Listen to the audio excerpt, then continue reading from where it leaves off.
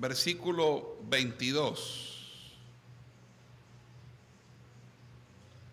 Gálatas capítulo 5, versículo 22. Y vamos a leer con la bendición del Padre, del Hijo y del Espíritu Santo. ¿Cómo el pueblo dice? Amén.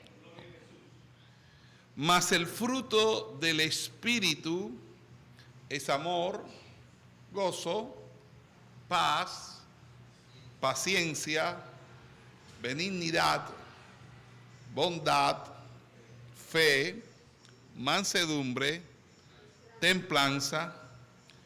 Contra tales cosas no hay ley. Pero los que son de Cristo han crucificado la carne con sus pasiones y deseos. Padre que estás en los cielos, yo te doy gracias porque tú eres Dios eterno y soberano.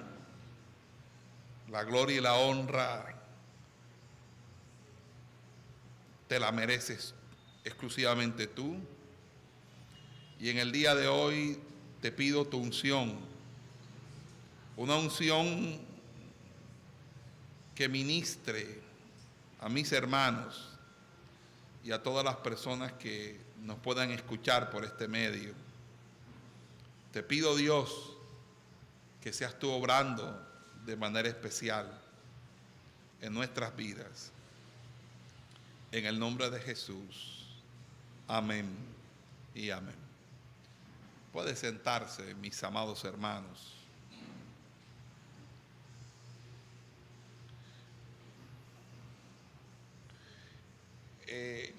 La epístola de Pablo a los Gálatas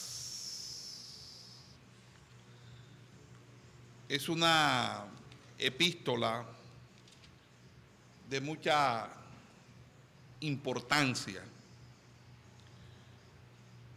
porque esta epístola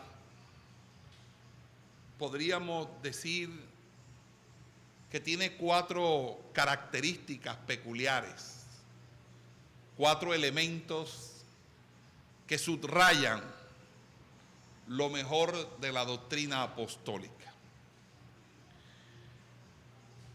En primer lugar, en la epístola del apóstol San Pablo a los Gálatas, nosotros encontramos una vigorosa defensa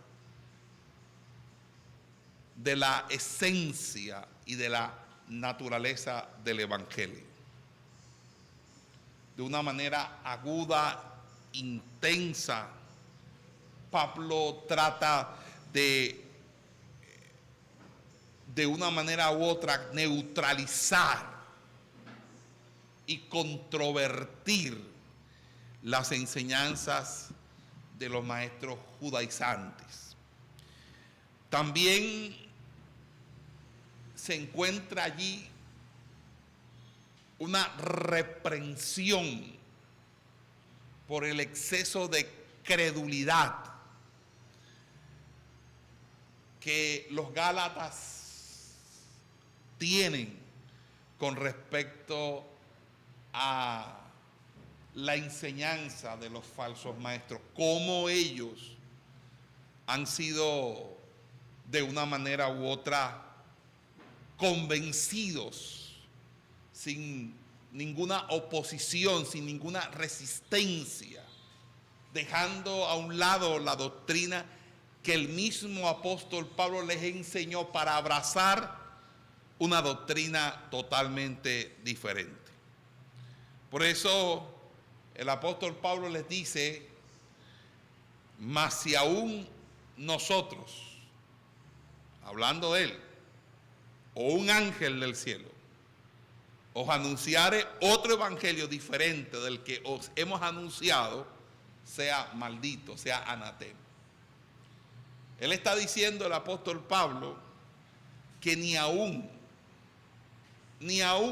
él podía escaparse de esa regla, que si el mismísimo apóstol Pablo les quisiera ahora cambiar, el evangelio, la predicación, no se debía atender a esas palabras. Esto es importante porque allí se muestra que antes de nosotros seguir a los hombres, nuestro compromiso mayor es con Dios. Y si el pastor de la iglesia cambia la doctrina y empieza a enseñar cosas que la Biblia no dice, que la Biblia no enseña, nosotros debemos sujetarnos primeramente a Dios. Y otra característica importante es que esta es la única epístola escrita por Pablo que no es dirigida a una iglesia, sino a un grupo de iglesias. Es dirigida a todas las iglesias que se encuentran en la provincia de Galacia. Las otras epístolas hacen referencia a iglesias en particular, pero esta a un conjunto de iglesias en diferentes ciudades de una provincia. Y por último, creo que uno de los grandes hallazgos que podemos tener en la epístola a los Gálatas es, sin lugar a dudas, el tema que tiene que ver con el fruto del Espíritu Santo. Y contrario al fruto del Espíritu Santo, también encontramos allí el tema de las obras de la carne. Las obras de la carne. Vamos hoy a tratar un tema que se titula el fruto del Espíritu Santo. El fruto del Espíritu Santo. Así que lo primero que debemos precisar con respecto al fruto del Espíritu Santo es su singularidad. Cuando nosotros hablamos del Espíritu Santo, específicamente del fruto del Espíritu Santo, no estamos hablando de algo plural, que sí sucede cuando se habla de la carne, porque de la carne se habla de obras de la carne. Mientras que el fruto es plural, es singular, las obras se encuentran en plural. Y ciertamente es notorio esta diferenciación en número, porque mientras hay una unificación y solidificación de nuestra personalidad en Cristo por la obra regeneratoria del Espíritu Santo, lo que subyace en las obras manifiestas de la carne es una verdadera dispersión del ser humano, es decir, una polivalencia del ser humano. El ser humano se disgrega completamente, se descentra y empieza a regarse en esas diferentes obras que, como lo indica el texto en griego, habla de actitudes y conductas que son muy contrarias al margen de la palabra de Dios. Ahora bien, hoy quiero hablar del fruto del Espíritu Santo, esa singularidad, porque a veces escucho que la gente lo pluraliza. Las personas y aún los predicadores hablan de los frutos. Y creo que confunden los frutos de la doctrina con el fruto del Espíritu Santo. Cuando Jesús habla que por sus frutos los conoceréis, Él no está haciendo referencia al fruto del Espíritu Santo. Está haciendo referencia es a los frutos de la doctrina, específicamente a las consecuencias que trae una doctrina.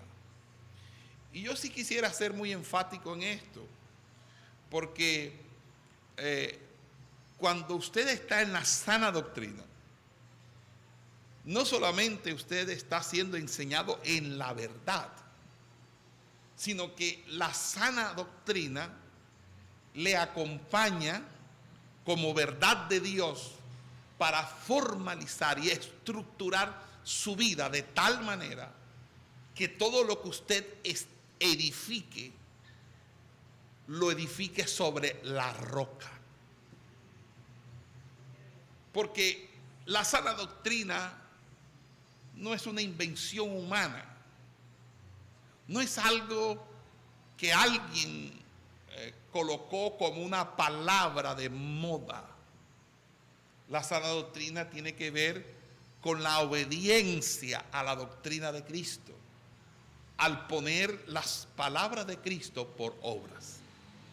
Por eso Él habla de que a quién compararé, a todo aquel que oye mis palabras y las pone por obra, al hombre que edificó su casa sobre la roca.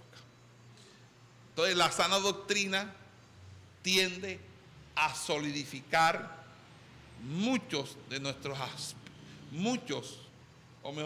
todos los aspectos de nuestra existencia y de nuestra vida. Con la sana doctrina aplicada a cada una de las instancias, dimensiones y propósitos y desarrollos que hay en nuestra vida, nos permite solidificar nuestras relaciones familiares, parentales, y también obviamente nos ayuda en el buen vivir. Así que cuando hablamos de los frutos, que por sus frutos los conoceréis, es que ciertas doctrinas que son alejadas, que son exógenas a la doctrina verdadera, al evangelio verdadero, hacen que el hombre empiece a perder su verdadera dimensión relacional con Dios. Empieza algo a ser confuso, a ser algo que empieza a perderse, porque nunca de la mentira podrá salir una verdad, pero la verdad permanece para siempre. Es por eso que esa dispersión es lo que conlleva a la malformación de los diferentes caracteres. Los caracteres se malforman porque se habitúan a una cotidiana práctica carnal. Pero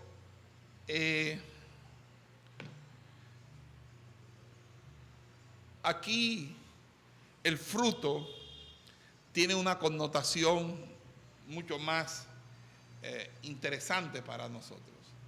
El fruto no solamente habla de ciertas virtudes, porque las virtudes pueden que sean más de carácter humano, pueden ser más algo propio de nuestra educación, el ser honesto, el ser honrado, el ser sincero.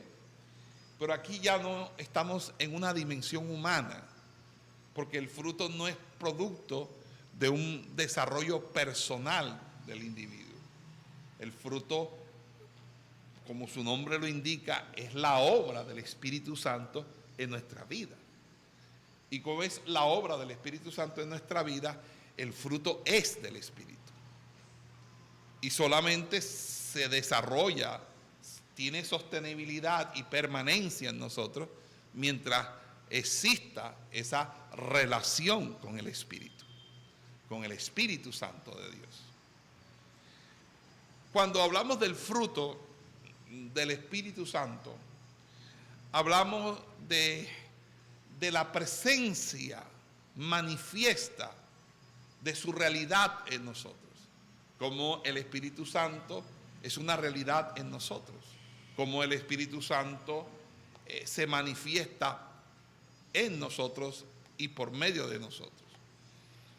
El Espíritu Santo actúa no solamente desde el momento en que somos bautizados por Él, sino mucho antes. El Espíritu Santo ha empezado ya a actuar convenciéndote de pecado, redarguyéndote, llevándote a los pies del Señor, haciendo esa obra evangelizadora, esa obra de conversión. Y luego que Él te lleva a los pies del Señor, sigue limpiando tu vida, sigue regenerando tu ser, sigue purificándote, sigue instruyéndote para así darte de ese crecimiento. Ahora, cuando hablamos del fruto del Espíritu Santo, el Espíritu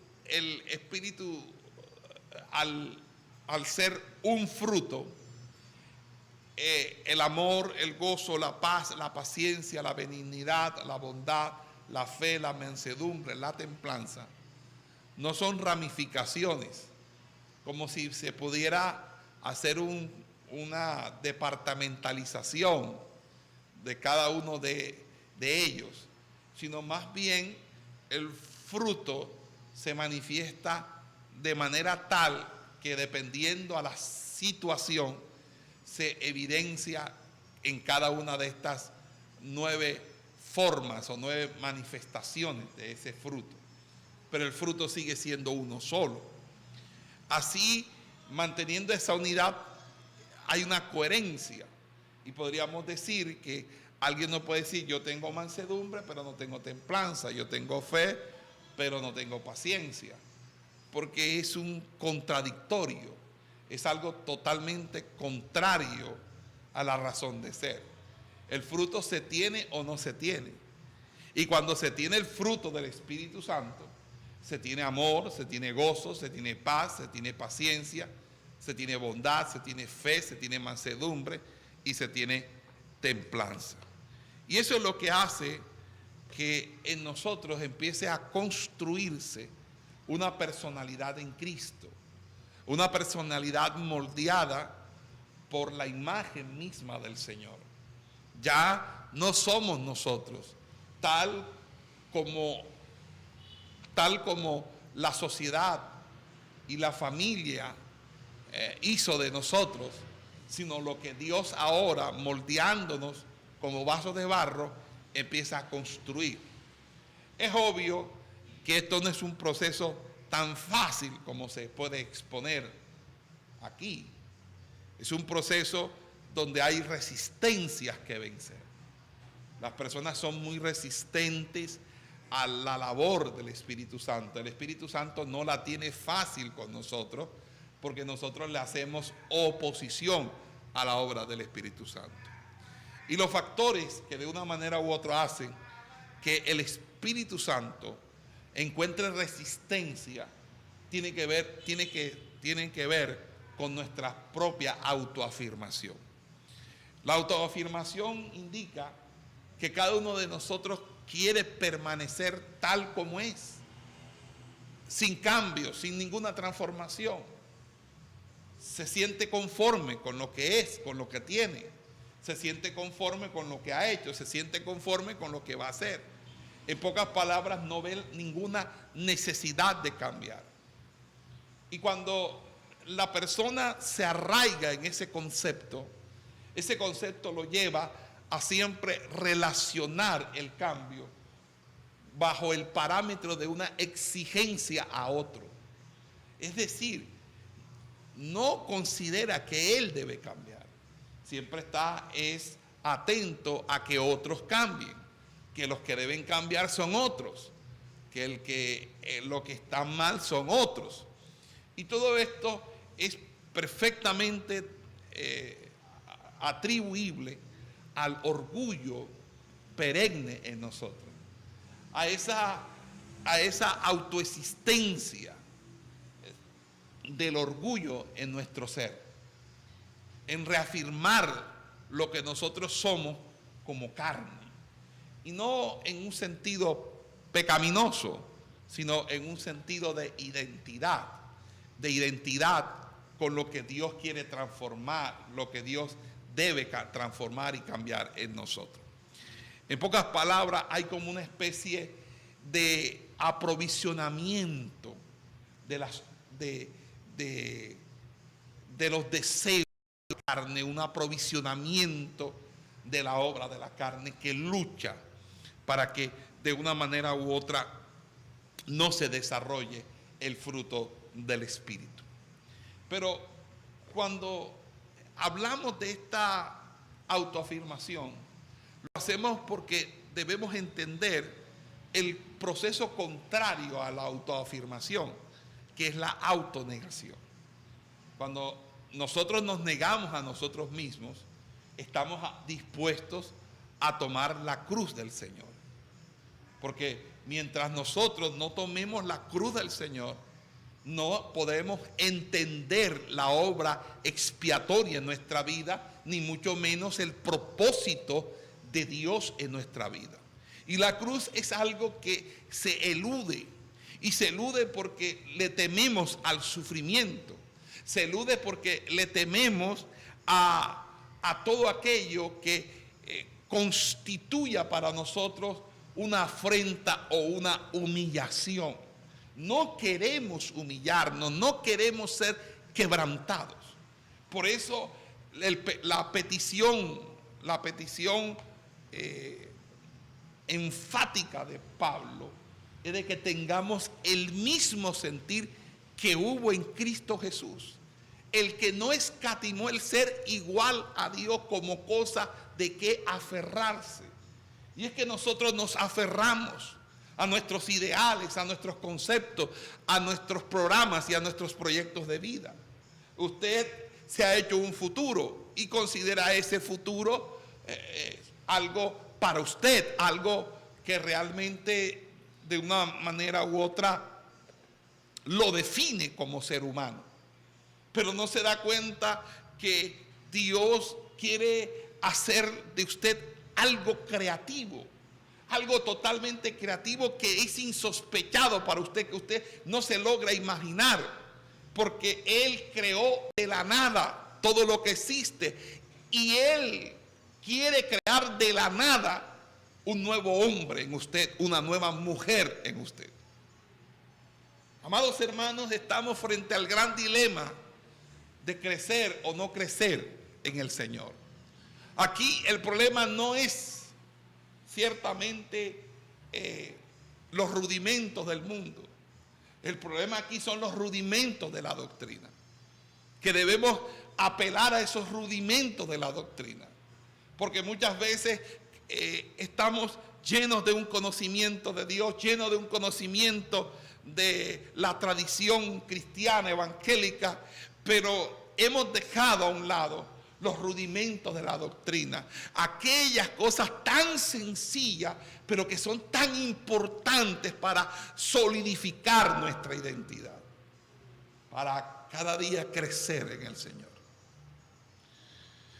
Con esto hemos llegado a un punto interesante de nuestro argumento y que tiene que ver precisamente con la necesidad de volver a los primeros principios, a ese primer amor.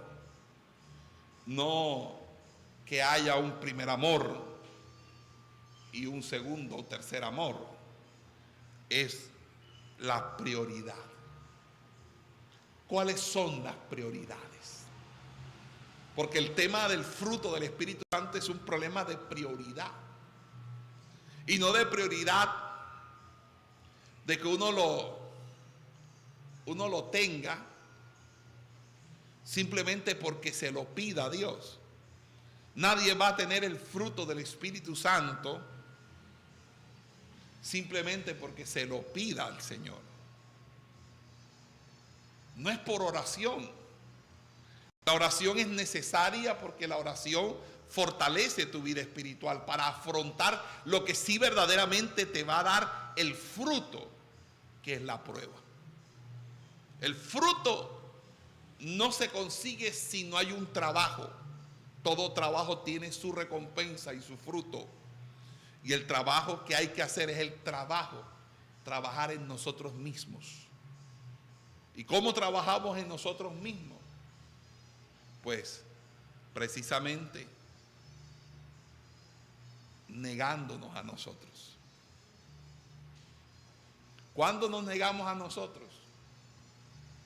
Cuando empezamos a decirle no a todo aquello que nos distancia de Dios, a todo aquello que no es de edificación para nuestras vidas. Hay personas que no edifican nuestras vidas. Hay relaciones que no edifican nuestras vidas. Hay actividades que no edifican nuestra vida. Y frente a esas actividades y frente a esas situaciones, tenemos una primera prioridad. Y esa primera prioridad es no contaminarnos con la comida del Rey. El fruto surge de esa obra maravillosa que el Espíritu hace cuando nos quebranta, cuando somos humillados por Él. Y las personas creen que ser humillado es algo vergonzoso. Ser humillado no es algo vergonzoso porque no estamos hablando de la humillación que nos puede hacer a nosotros el hombre. Estamos hablando del trato de Dios a nuestra vida. Y Dios nunca nos va a humillar para destruirnos. La Biblia dice: humillaos pues bajo la poderosa mano del Señor, para que cuando fuere el tiempo Él os exalte. Es humillarse bajo la mano de Dios, no humillarnos ante el hombre, porque el hombre nada puede hacer. Es Dios al que le debemos la humillación, una obediencia. Y la obediencia no es la obediencia que busca premios y evita castigos. No. Es la obediencia que está dispuesto a sufrir por causa del Señor. Si hay algo que yo veo en los cristianos hoy en día, es ese amor hacia la comodidad, hacia el confort, hacia construir una zona de confort para ellos. Una zona donde ellos se encuentren bien consigo mismos, se sienten a gustos con ellos, porque hay comodidad, porque tienen las cosas. Y eso se ve tanto que eso es lo que hace que las personas en las ciudades no tengan una querencia de ir a las zonas rurales, donde no hay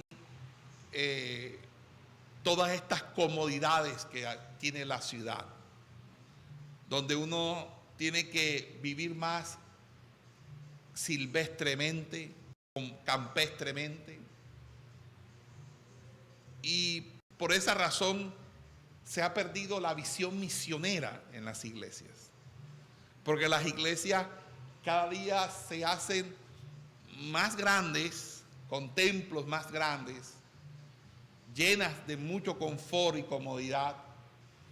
Y las personas no sienten la necesidad de ir a los campos, a las zonas apartadas.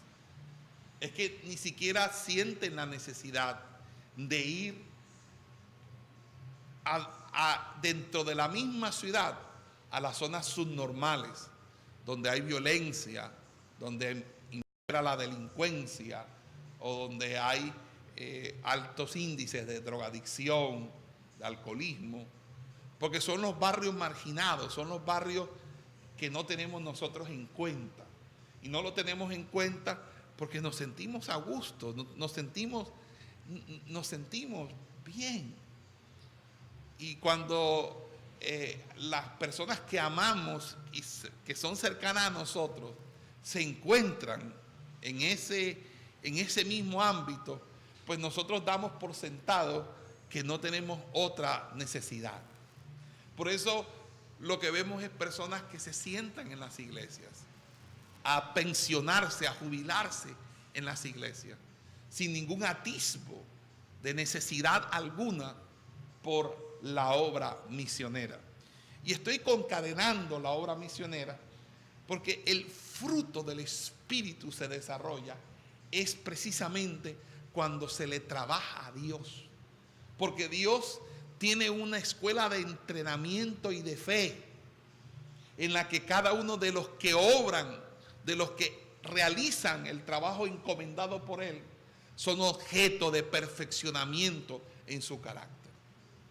Pero cuando las personas están totalmente distanciadas del servicio del Señor, algunos porque simplemente han adoptado la facilidad de una vida secular, de una vida sin ese servicio al Señor, u otros que simplemente no pueden tener el equilibrio de sostener la vida secular, pero sin dejar de servir a Dios, porque eso se puede hacer y se puede lograr. Amén. Y a su nombre. ¿Están aquí? ¿Están durmiendo? Amén. Gloria a Dios. Y a su nombre. ¿Cuántos alaban el nombre del Señor? Amén. Y lo digo por los jóvenes. Amén. Gloria sea al Señor. Despiértese.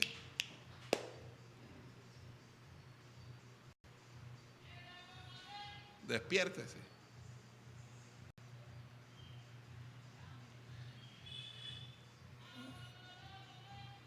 Las personas no adquieren el fruto del Espíritu por un mero proceso de añejamiento en la iglesia, de estar ahí añejas. Tienes que involucrarte en el trabajo de Dios, porque cuando tú te involucras en el trabajo de Dios, te pasan situaciones donde Dios te va primeramente mostrando lo que verdaderamente hay en tu corazón. Porque muchas veces en tu corazón hay cosas que tú te niegas a confesar que tienes en tu corazón. Simplemente te haces a un caparazón e ignoras la sintomatología de tu propio corazón que se evidencia con tus expresiones. Las personas hablan porque es de la abundancia del corazón, habla la boca. Y cuando uno escucha a alguien decir cosas, uno entiende cómo está el corazón de esa persona. Y muchas veces las personas hablan y dicen las cosas y luego tratan como de arreglar lo que dicen, tratando de convencer a sí mismo y a los demás que no hay problema, cuando hay realmente una fisura allí. Por eso es importante que volvamos al estudio del fruto del Espíritu. No de sabernos de memoria, amor, gozo, paz, paciencia, benignidad, bondad, fe, mansedumbre, templanza. No sabernos y recitar el texto de memoria. Es de evidenciarlo en nosotros. Porque si hay algo perverso es el corazón nuestro. Es algo totalmente engañoso. Tan engañoso es que nos engaña a nosotros mismos. Se engaña a sí mismo. Y empezamos a negar. Y mientras nosotros neguemos lo que hay en nuestro corazón, Dios no va a poder tratar con nosotros. Porque cuando usted niega, usted simplemente quiere que las cosas se pasen por alto. se ignoren y seguir adelante. Y muchas personas logran que los años pasen y no hacer algo por lo que están sintiendo en sus corazones. Y eso es peligroso.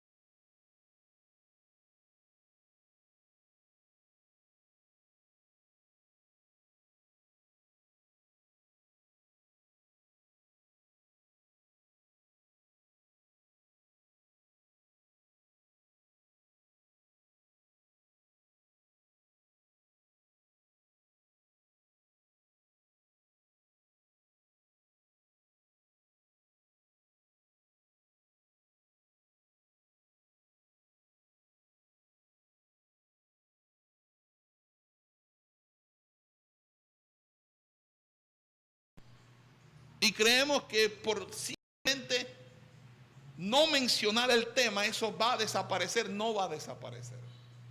El tema se va a reeditar, va a reaparecer con otros personajes, con otras experiencias, pero con el mismo sentimiento.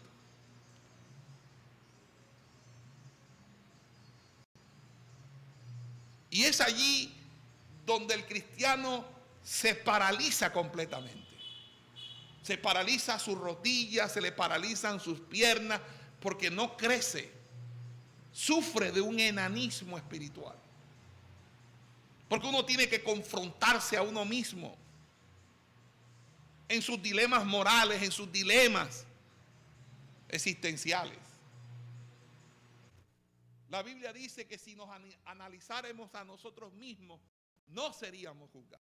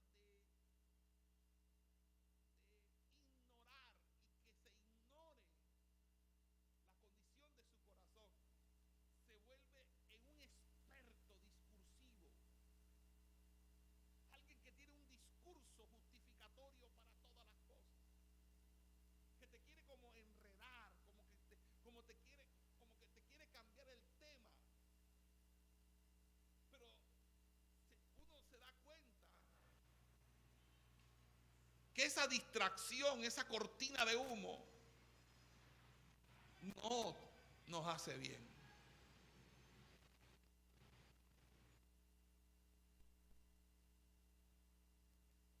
El fruto no se puede imitar. Los dones, el diablo los puede imitar, pero el fruto no. Por eso cuando Moisés tiró la vara, todos los magos tiraron la vara y también se les convirtió en serpiente.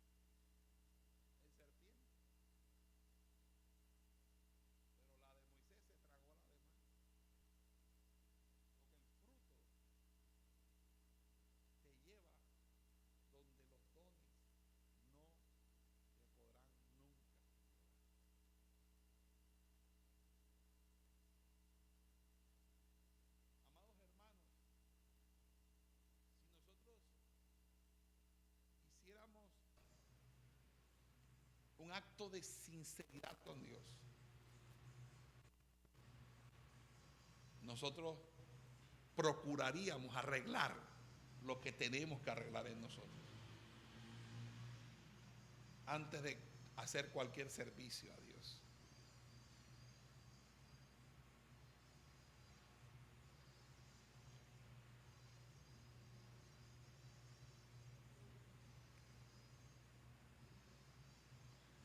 Las personas pueden conocer la Escritura, preparar sus bosquejos, sus mensajes, conocerse los usos, las costumbres, los hábitos, los procedimientos en la iglesia,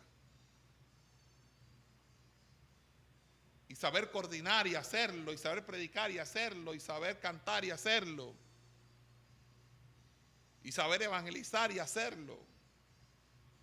Y aún eso no demuestra que en la persona verdaderamente está el fruto del Espíritu.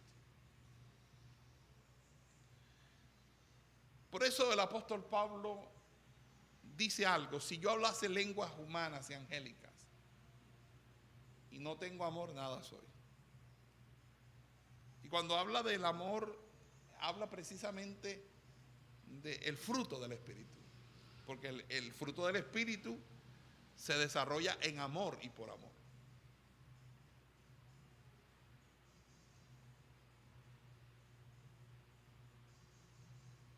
Y esto es importante porque no estamos hablando de algo que afecte nuestra economía o que afecte nuestras relaciones de otro nivel. Estamos hablando con algo que impide mi crecimiento espiritual.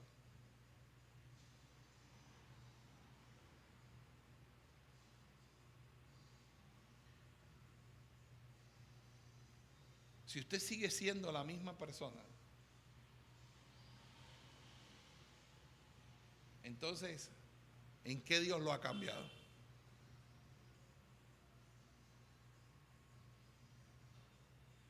Si usted sigue hablando de la misma manera, sigue actuando de la misma manera, ¿en qué Dios lo ha cambiado?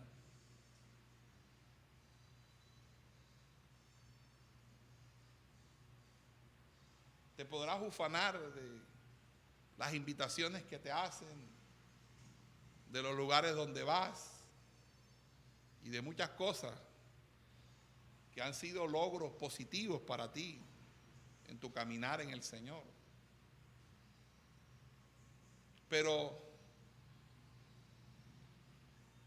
Jesús dijo algo en Mateo, que muchos le dirán: en tu nombre echamos fuera demonios. Y sin embargo, Él los va a apartar de ellos, porque no hicieron la voluntad de Dios. Y hacer la voluntad de Dios no es hacer las tareas que yo me propongo hacer en la iglesia. Es hacerla bajo una convicción de que vivo para Dios. Es que usted puede ser un ministro, un diácono, un anciano y perder todo el tiempo simplemente porque no ha perdonado, simplemente porque no ha podido superar cosas. Hay personas que no han podido superar el hecho de que alguien hable de ellas.